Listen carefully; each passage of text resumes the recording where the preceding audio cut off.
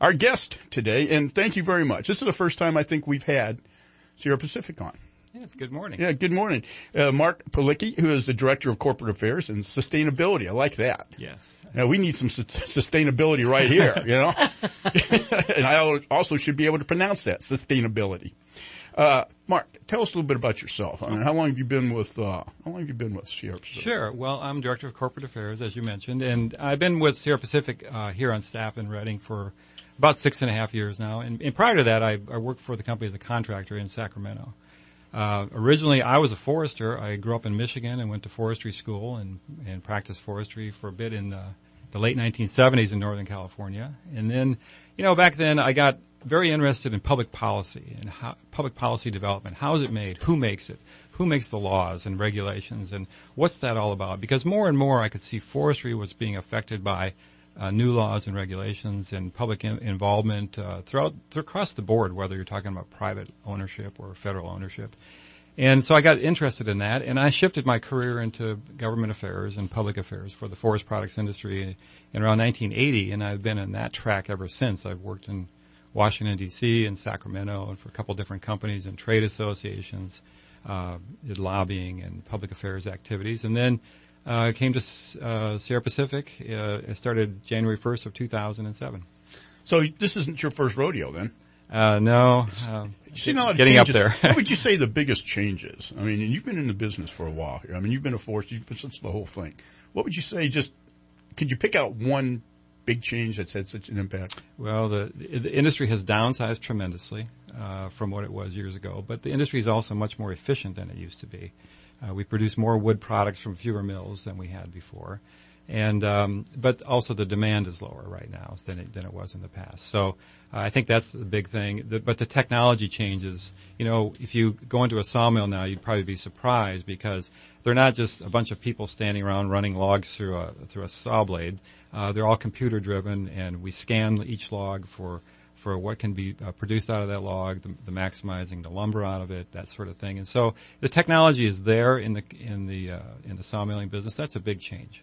Well, I don't know about you, Trish, but I've been through the mill, and this is what kind of led to, to having you on as a guest. I was astounded because it's so automated, and like you said, with the lasers going, this one guy is looking at it. He's an expert, and the way the log's being turned and being cut, and he can adjust it with his like a joystick on a game. But there's not that many people working there because things are automated. But you still, of course, have to have your the men and women working there. Oh, yes. But it was, I was surprised about how automated it was. And those machines and the concept of this came from Sierra Pacific. Right. And, we develop our own software and we build most of our own mill equipment.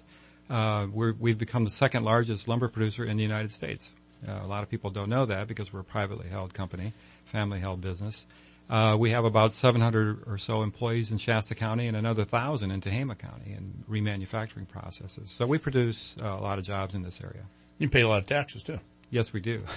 Well, and not only just in this area, but you have people up and down the state of California, and I think that the Emerson family is one of the largest landowners in. Yeah, the company owns about 1.9 million acres of timberland. About 1.65 million of that is in California. The rest is in Washington. We have 18 manufacturing facilities. That includes 14 sawmills and several remanufacturing plants, and even a windows manufacturing, wood windows manufacturing plant in Red Bluff, 3 sawmills in Washington State. But we also produce electric power. We have 8 cogeneration plants, we call them, and they're associated with our sawmills. And we take the byproducts from the sawmilling process, and that turns into fuel. Renewable power is made from that fuel, and we generate electricity. Well, let's talk about that. We've talked a little bit about what Sierra Pacific does, and a lot of jobs. Puts a lot of people to work, pays a lot, and achieves a lot. Jobs. Good jobs. Good paying jobs.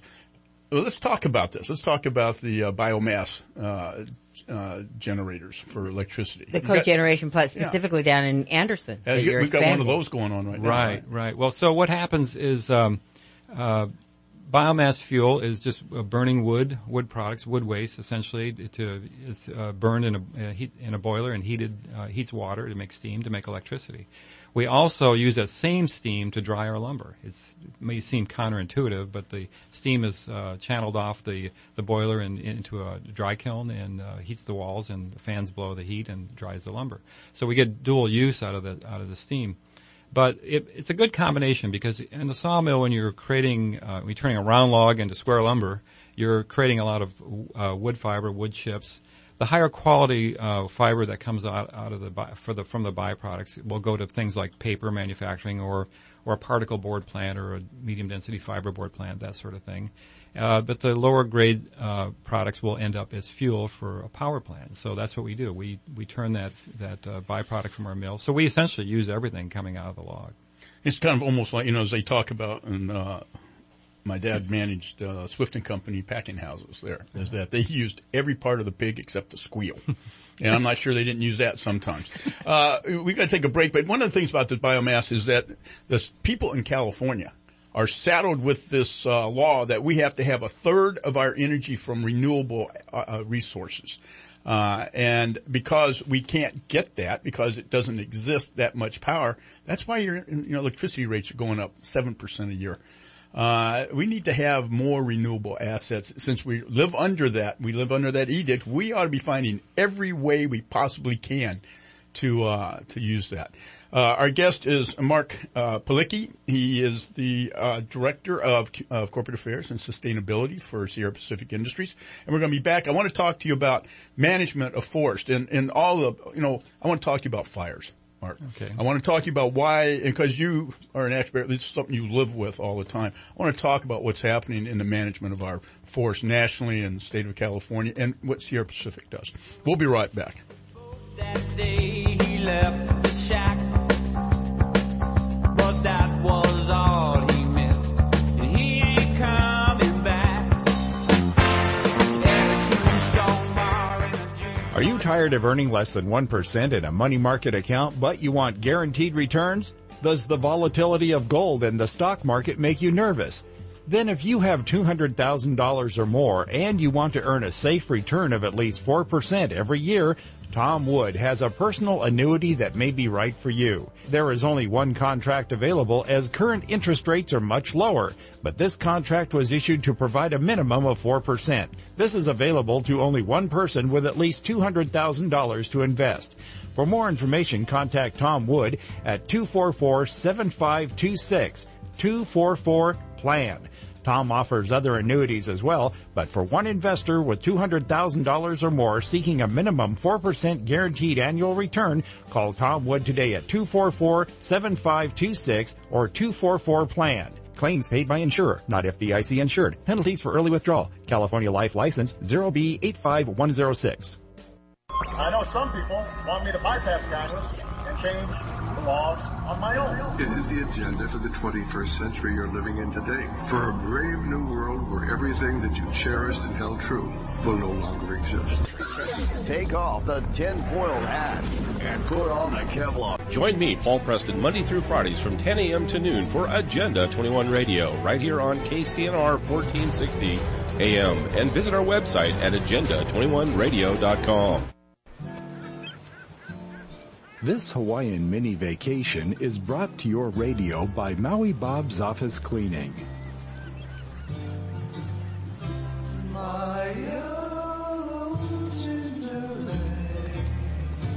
So what does professional office cleaning have to do with relaxing in a tropical paradise? Frankly, nothing. But Maui Bob and the crew want to remind you to be sure to take the time for what's important in this workaday world. Family, friends, and yes, even yourself. And if their professional office cleaning services can help you make that time, give them a call at 221-5868. This Hawaiian mini vacation was brought to your radio by Maui Bob's Office Cleaning, 221-5868. Hi, this is Chuck Kinney. My wife Judy and I want to say thank you. Thank you for blessing us with such wonderful friends and business. We love being a part of such a great community here in Shasta County. Every day the people we meet and the chance we have to help each and every one of you makes us proud. We look forward to being there when you need us. Wind or rain, sun or shade. Shasta Gas Propane, family owned, family operated. For safety, service, and savings, give us a call at 365-3793. And once again, thank you. Free Fire Radio. It's a target-rich environment.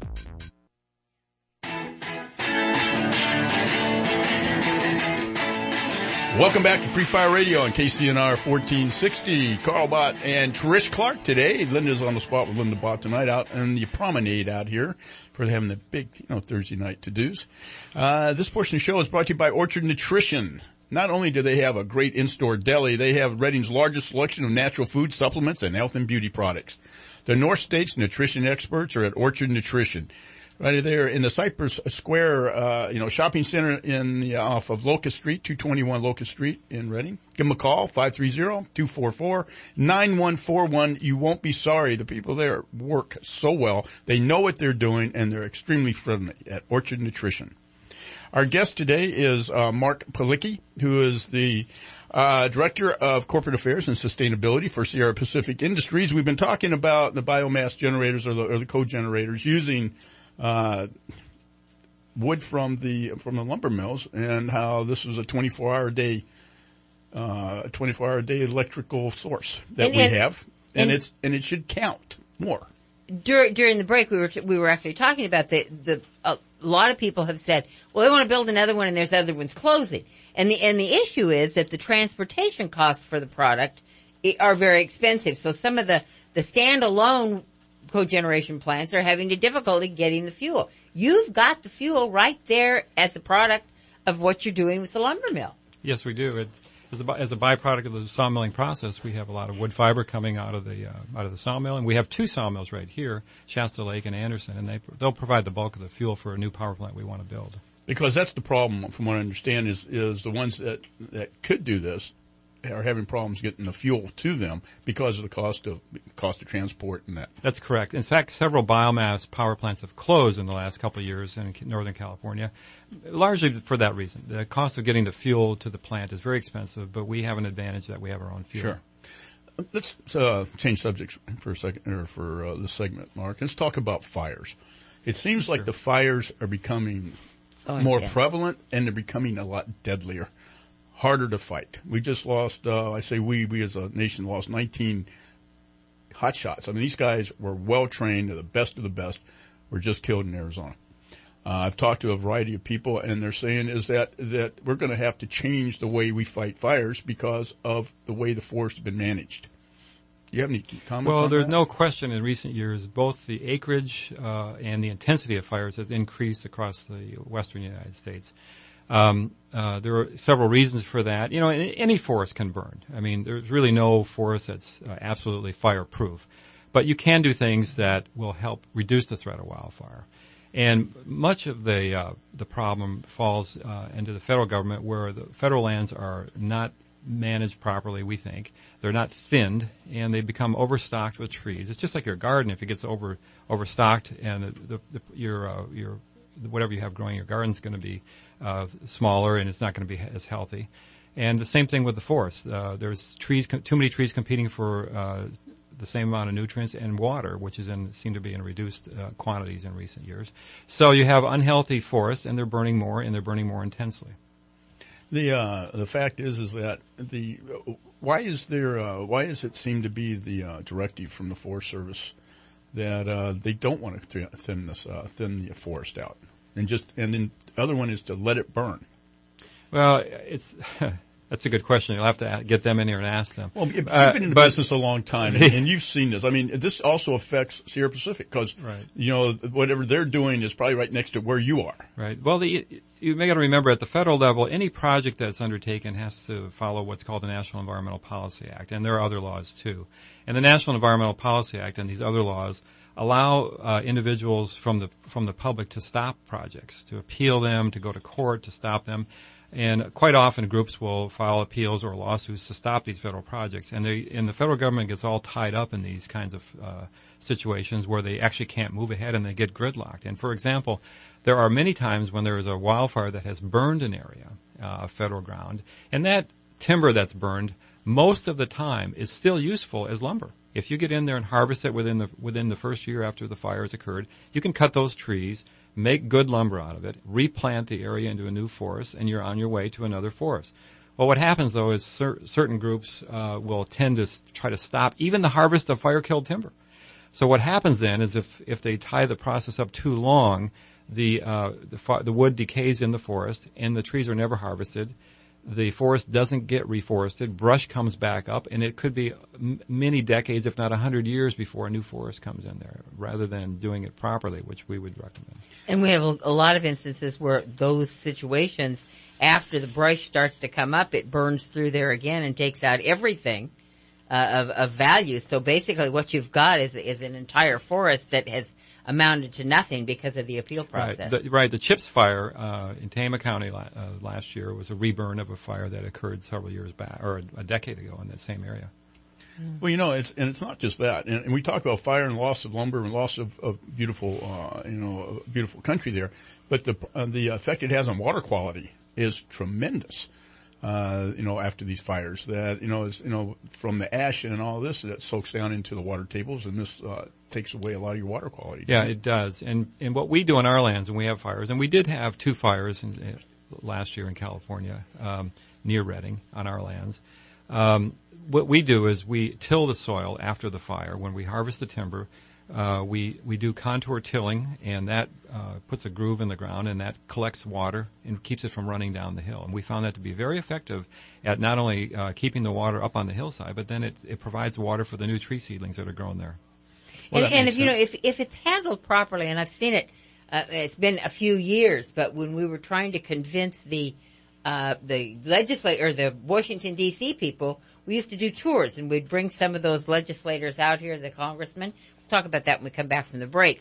But they were very effective when you could take them out and show them a piece of properly managed land right next to the U.S. forest land and the difference of managed land. Oh, yeah, we got to talk about that. Our guest is Mark Pawlicki, who is the Director of Corporate Affairs and Sustainability for Sierra Pacific Industries, one of the major industries here in the area, with over 1,700 jobs right here and providing power and a lot of other things to our community. We'll be right back after the news. Carl Bott, Trish Clark.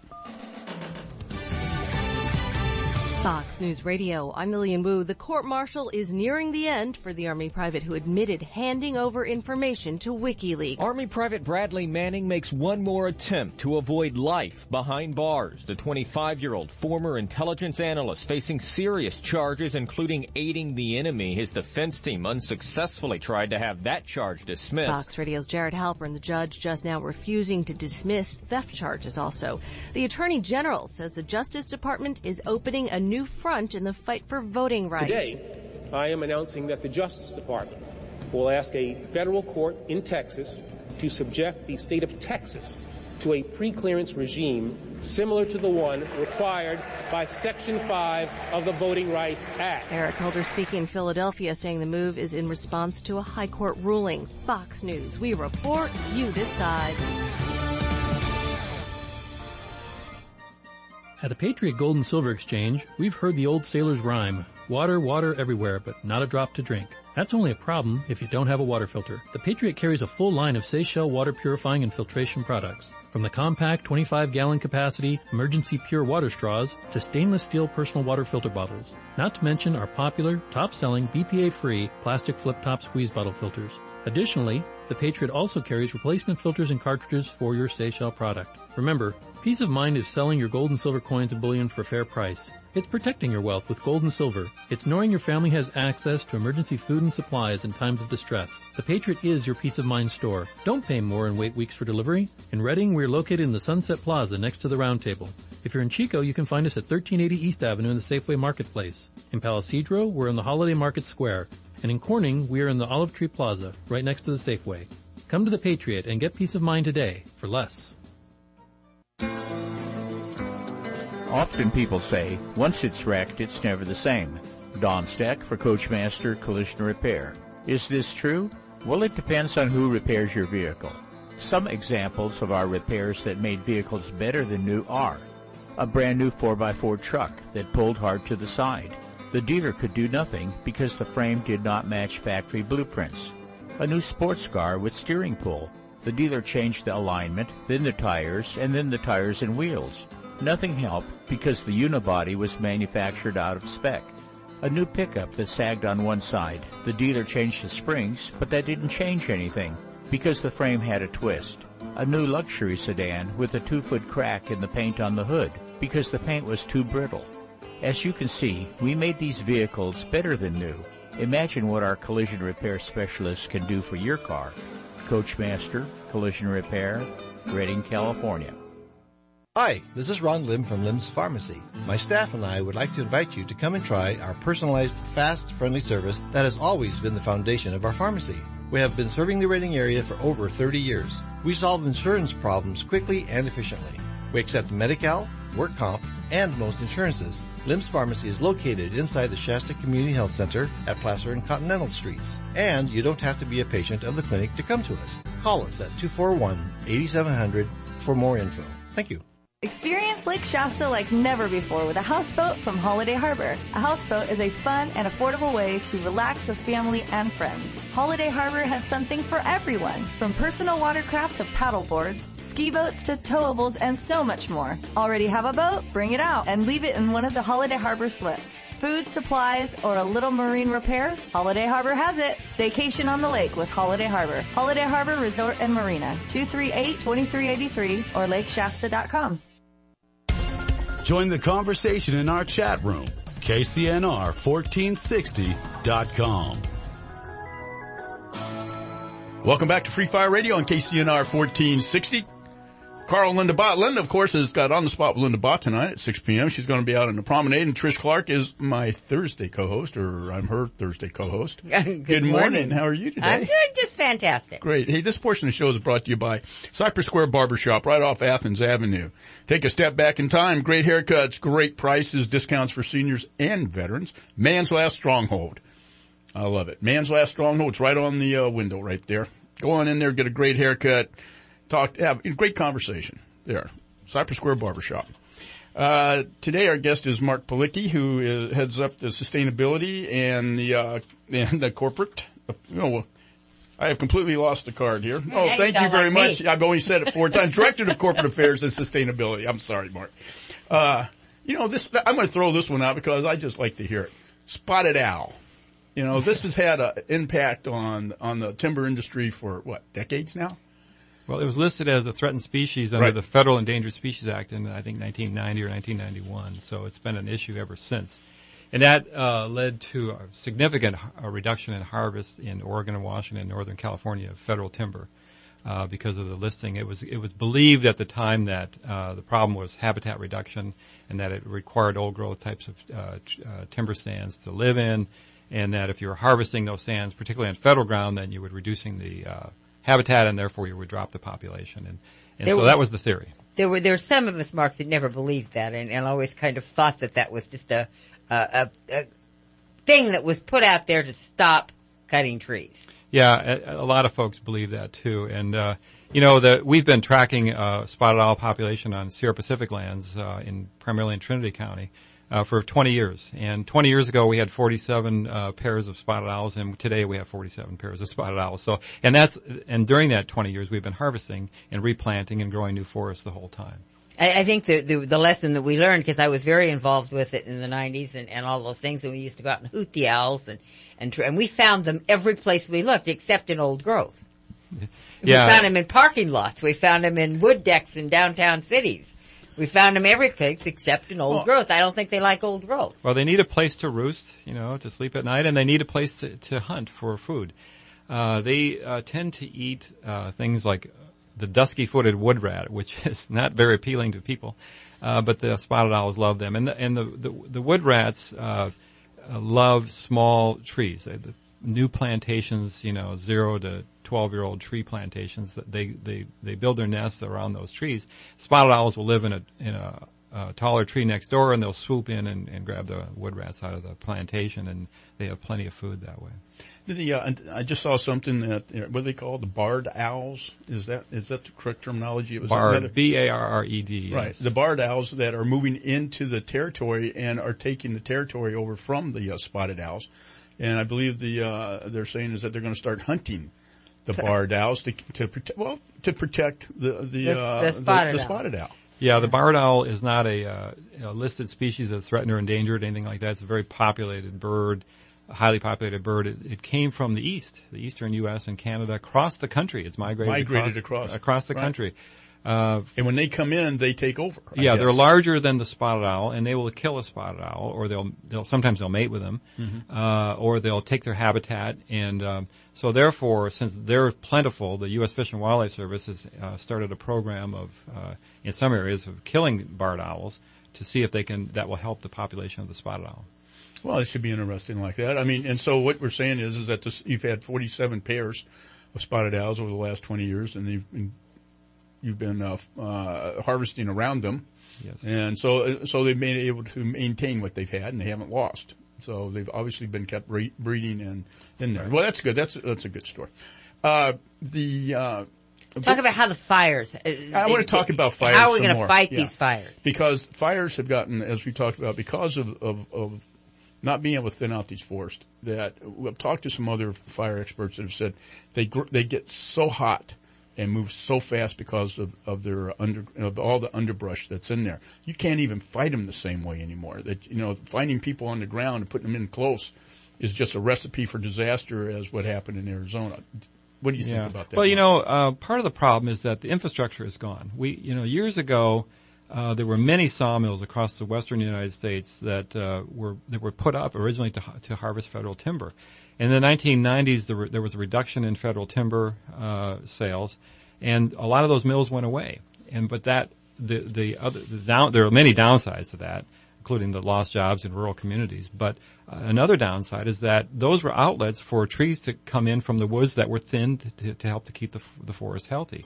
Well, when that infrastructure went away, now when there are overstocked forests, there's nowhere to take that timber, even if they were to harvest it. So if you look at a state, for example, like Colorado, there's virtually, I think, one sawmill left in the entire state. They have hundreds of thousands, if not million acres of dead timber up in the mountains of Colorado, and there's nowhere to take the trees anymore. So we need the infrastructure kept in place. We need to keep a flow of timber, whether it's from private land or federal land, to produce the jobs in these local communities, and also to help manage the forest. Well, and the reality is that how are you ever going to replace those mills? In this economy, we're not going to. Well, no one wants to invest hardly. I mean, where our owners have done that, in Sierra Pacific, we've done that in Washington and in California. We've made investments. We continue to make investments because we know that you have to be efficient to be in the business anymore. And so we're very grateful to the owners of our company that they continue to make investments even during a bad economy. To keep people working and to be ready when the market turns around.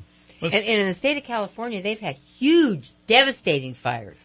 Well, I want to talk about that when we get back from the break, because a lot of people don't realize. My daughter lives in Albuquerque, New Mexico, and they had these terrible Colorado fires, terrible Colorado fires. But you didn't even hear about the fires in New Mexico because there weren't people in those areas. But they had thousands and thousands of acres burned. They couldn't fight it. When we were in Albuquerque, there was a haze over the state because of all the fires in Colorado. And then Arizona, of course, started having all their fires. So that whole southwest area there was on fire. We'll be right back. Our guest, Mark Pawlicki, who is the Director of Corporate Affairs and Sustainability for Sierra Pacific Industries. We'll be right back.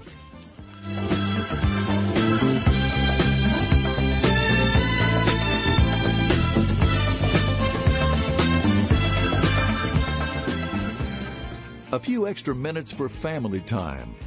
Cheering your son's baseball team to victory. Beating last month's numbers at work. At North Valley Bank, we hear you when you tell us what matters to you most. Which is why we make it our top priority to offer products, services, and people who can give you a few more minutes in your day. And services to help you be more successful. For example, if you're looking to buy or refinance a home, our mortgage process can save you time with pre-approvals and an experienced staff who will walk you through each step, guiding you, answering questions, and helping your family get the best possible loan. And just like you, our team is part of your community. So the things that matter to you matter to us. North Valley Bank. Let's live and grow together. Learn more at novb.com or visit a local branch. Member FDIC, Equal Housing Lender. Everybody calls us.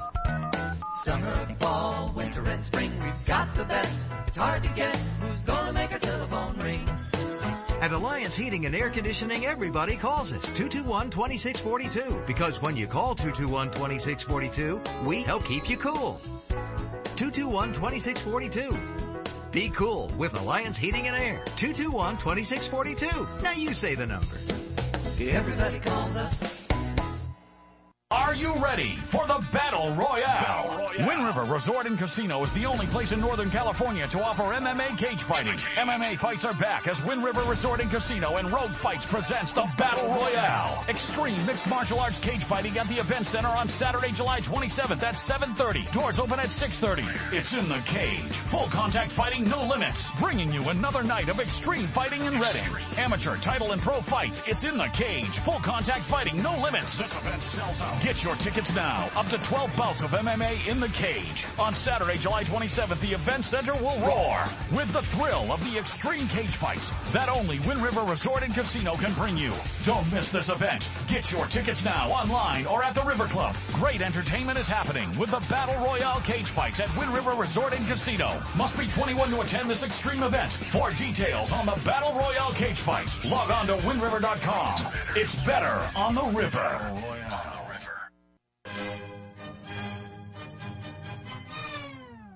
Feel tired, run down, or in pain? You don't have to live this way. Maybe we can help. Hi, I'm Dr. Trudy Pratt. For 18 years, I've had a chiropractic and nutrition practice on Court Street in Reading. Our customized program of body work and nutrition can give you renewed energy, a stronger immune system, and a healthier outlook on life. Call us at 244-7873. It's your health. You deserve it. That number again is 244-7873. Hi, it's Roger Hitchcock, and you're listening to Carl and Linda Bott on KCNR 1460 Free Fire Radio.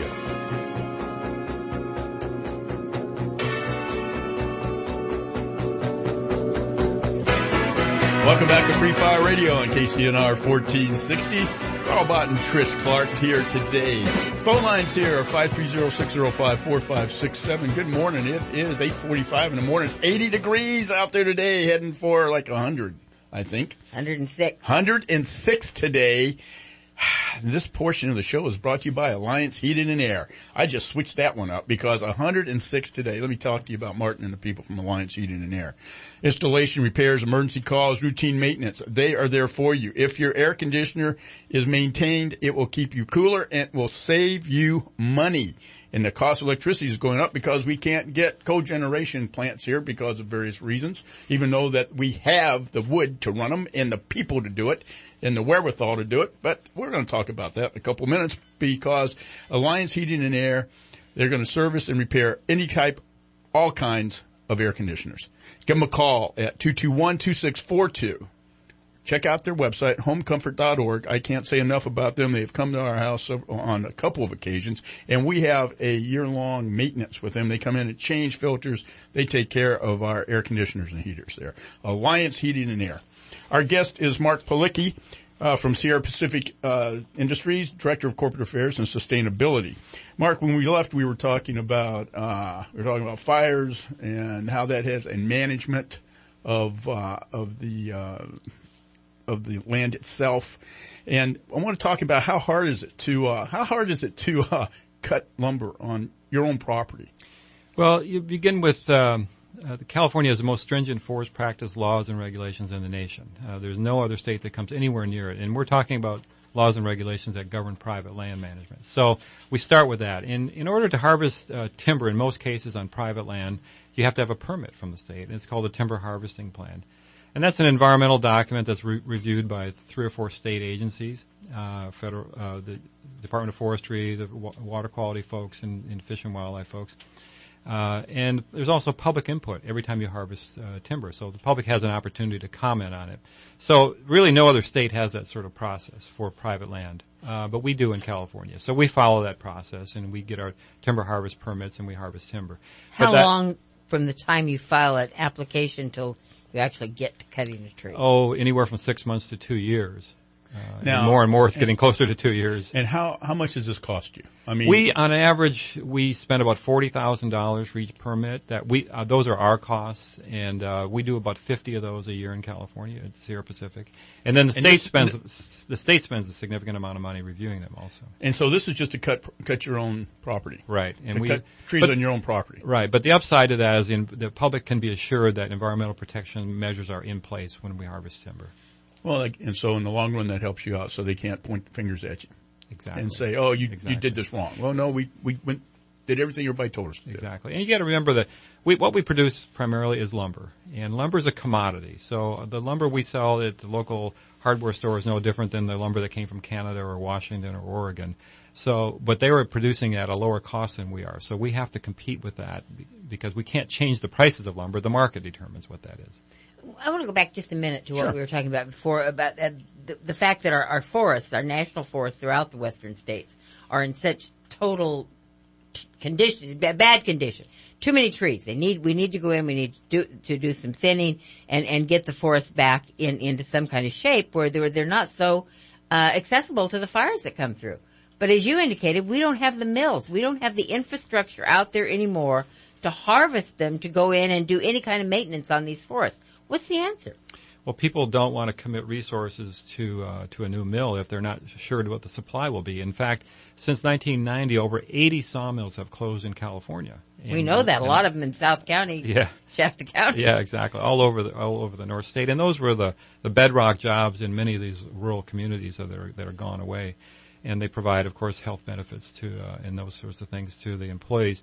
But I think that what's got to happen is we have to see some changes in federal law that are going to result in a better permitting process. One that is it's going to assure people that when they're going to manage the forest, they can manage it. Right now, there's too many roadblocks in the way that allow people to stop projects. It's very easy to stop a project. One person can do it. Yeah, one person. One person and $50 or something like that.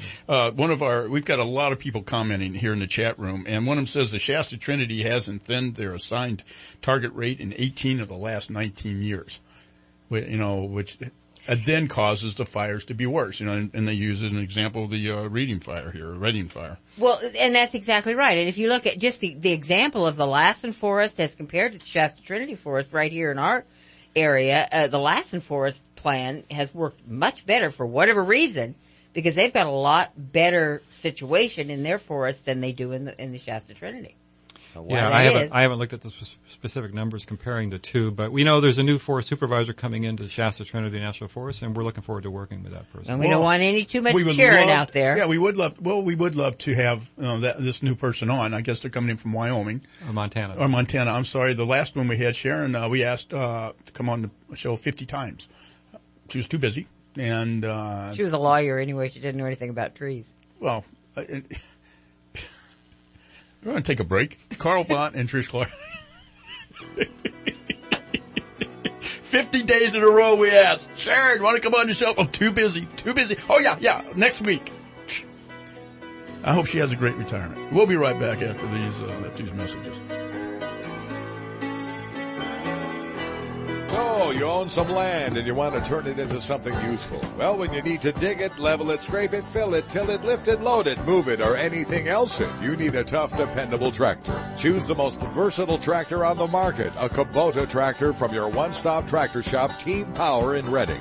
Nothing beats the tough dependability of a Kubota. Built with Kubota standards of quality, versatility, and dependability. Powered by Kubota's legendary diesel engine, matched with quality attachments by Land Pride, the leader in landscape and agri-maintenance equipment, all available to make your tough jobs a whole lot easier. So whether you're digging post holes or tilling the ground, keep your equipment and your business running smooth and efficient with Kubota tractors and Land Pride attachments. Call Team Power for all your tractor and attachment needs. For sales, parts, and service, it's Team Power on Twinview Boulevard next to Phil's Propeller. Team Power, your locally owned and authorized Kubota and Land Pride parts, sales, and service dealer. Your one-stop tractor shop. Team Power, 226-9226. What are you in the mood for dinner tonight? How about a Jack's Grill world-famous steak? Excuse me, I need to interrupt here. Jack's Grill is on the hunt for any stories about the two early owners of Jack's Grill, Jack Young and Fats Wolf. If you have stories, bring it in to Jack's or email them and claim your Jack's reward. Rewards are offered at Jack's Grill's discretion and subject to change at Don's whim. Jack's Grill, a Reading landmark for 75 years. Open Monday through Saturday on California Street, downtown Reading.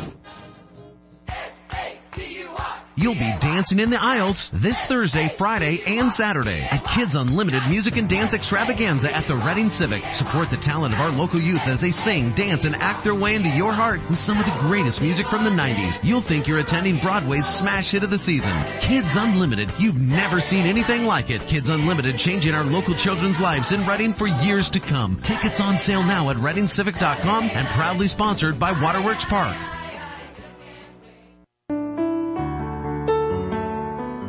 From Dr. Martin Luther King Jr., I Have a Dream speech, delivered on August 28, 1963. I have a dream that one day, this nation will rise up and live out to the true meaning of its creed. We hold these truths to be self-evident, that all men are created equal. This is Delilah Green, IoT student.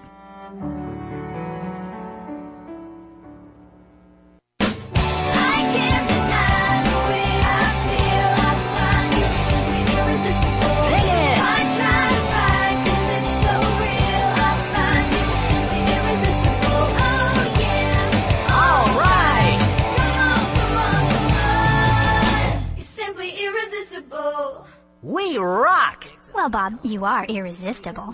Oh, pure and simple. Naturally the best. We're Mount Shasta Spring Water. Well, I won't back down. Welcome back to Free Fire Radio on KCNR 1460. Carl Bott and Trish Clark. Good morning. Our last segment here. Tomorrow, Friday, kind of a special day for a couple reasons. One, we're going to have the VA clinic in here on the regular update and what things that they're doing.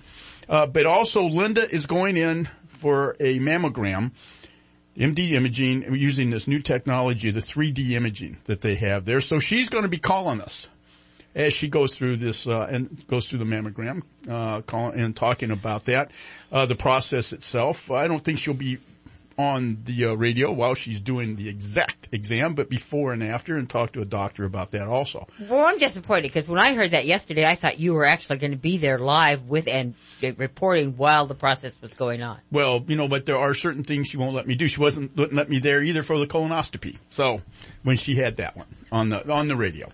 And they said that it just increased the number. People said, "Oh my gosh, we need to get checked." And that's what she's doing. She's trying to raise awareness of breast cancer. We had a friend that just was diagnosed with it and is underneath treatment like that. So it's a cancer that if it's detected early, can be cured and save a lot of lives. So that's why Linda's doing this, putting herself on the air while she's doing this. And of course the VA. But my guest today is from Sierra Pacific Industries, Mark Pawlicki, who is the Director of Corporate Affairs and Sustainability. In our last, 5 minutes here, Mark, what's going to happen with the lumber industry? Is it, we've heard about so many sawmills shutting down. Colorado's got one sawmill with all these millions of trees out there.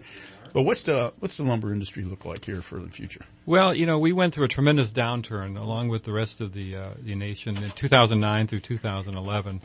And, the many mills closed across the United States and in Canada as well. So much of our market is tied to housing. And when housing starts fell off, people weren't buying or building new homes. The markets for our products fell off, the demand fell off, prices fell off. And we were in very tough straits for 3 years. 2012, things started to pick up very slowly, but gradually went in the right direction. And as far as our markets, both demand and in prices for lumber. And then a slight increase again in 2013. So we're seeing a positive trend for our industry, and we're very hopeful that in the coming years it's going to continue to increase. We're nowhere near where we used to be as far as housing starts and that sort of thing in this country. But I think if interest rates stay low, people are going to start getting more aggressive about building homes. Eventually people will catch up with this. Let's go to the phones. Hey, Jim, we've only got like about a minute. Okay, real quick. I heard a forester from New Mexico, Arizona area say that the that the spraying from the chemtrail spraying with aluminum is in the forest on there. It's causing it to be an accelerant and making the fires burn so much hotter that they don't want to replant. Can he answer that? And I'll take my answer on the air. Thanks, Jim. Well, we're talking chemtrails here. Yeah, unfortunately, I have no knowledge of that of that situation. Okay, probably because there's not a paranoid bone in your body, is there? No, I'm just kidding. But there, I had not heard that theory, but I can understand that if that people do that. So there's hope for the lumber industry. Sierra Pacific is still going strong. The fact is that it's not an easy road to hoe here. To get a permit takes up to 2 years to cut lumber on your own property. Yeah, it's a complex process, but one we've been able to figure out how to work our way through. We're continuing to stay in business. We're running our mills. We continue to invest in our mills. We invest in our employees. We have a total of about 3,800 overall now in Sierra Pacific. That's down from our high in 2007 or so, or 2006. But we're building back up, and as I say, the owners are continuing to invest. And I think we're optimistic that housing starts are going to continue on their way back up. There's so many people have been holding back from building a new home. They've just been waiting around, and sooner or later, Junior's got to move out of the basement and build his own home. And when he does, we'll be ready to provide the lumber for him. I want to really just thank Mark for coming in here this morning, because Sierra Pacific is a stronghold in our community and has been for many, many years. They're very involved in providing donations for nonprofits. They just are a real community member. They go through the process. They're very environmentally sound. And I just want to give kudos to they're a great partner in any community. And we've been very fortunate to have them in Shasta County for a long time. Well, we'd like to thank Mark. And he's the director of corporate affairs and sustainability right here. And we do appreciate Sierra Pacific. And thank you for coming on. Well, thank you. Somebody just wrote in here, God bless Sierra Pacific Industries. So